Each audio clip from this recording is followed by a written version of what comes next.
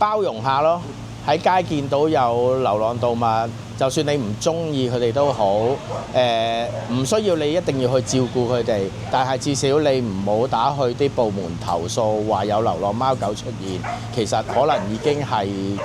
等於做緊一件好事咯。因為其實我哋好感恩喺香港每個地方呢，都一定係有一啲無名英雄，就係為街上面嘅浪嘅姨姨啊、叔叔啊，其實係好多呢啲無名英雄，佢哋每一日風雨不改365日去餵佢哋咁樣，其實可能係真係對啲流浪動物一個比較能夠幫到佢哋實際啲嘅做法咯。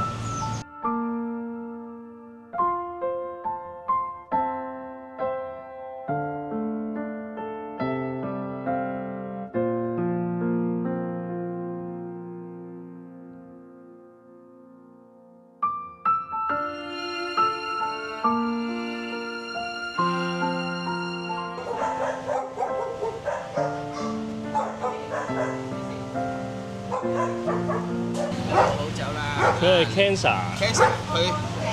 呢個位，我見到啊。佢大概幾多歲啊？10幾㗎啦。同埋呢只，其實佢唔係我哋嘅狗嚟嘅。曾經咧，大概喺幾個月前咧，喺動物部咪出過一個 post 咧，咪話有個義工叫阿玲遇上交通意外咧，跟住就佢自己本身收留咗10幾隻狗咧，冇人照顧嘅。咁當時我去咗幫手嘛，咁嗰陣時就每個義工幫手帶走啲啦，咁我就幫手帶走咗阿 George 翻嚟咯。咁咧，阿 George 翻咗嚟之後咧，其實個義工到而家走咗呢一刻咧，呢半年裏邊咧，一次都未嚟睇過佢㗎。我問過佢，我話你嚟唔嚟探下佢啊咁樣，佢都冇嚟過。跟住到而家走呢一刻咧，我通知咗佢咧，佢都係話，如果我可以就幫安排埋個善終咯。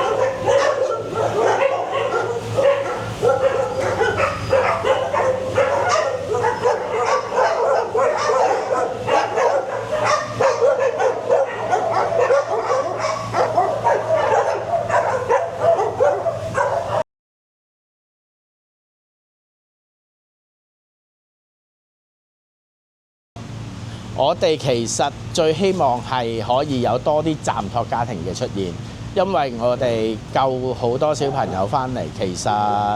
一來我哋收容所已經飽和啦，接收唔到咁多啦。如果救咗翻嚟嘅小朋友，其實我哋冇位嘅話，我哋都好困難，唔知安置佢喺邊度好。所以暫託家庭對我哋嚟講係好重要。如果入個暫託家庭，有暫託家庭照顧過嘅狗，佢哋首先最大嘅得着就係得到人俾佢哋嘅幸福啦，令到佢哋感受到我哋人類對佢嘅愛啦。另外可以教到佢哋一啲行為上嘅入屋嘅禮儀啦。甚至乎佢哋個面口笑容，如果喺暫託家庭嘅小朋友同喺 shelter 嘅小朋友係兩個樣嚟，佢哋係開心好多好多。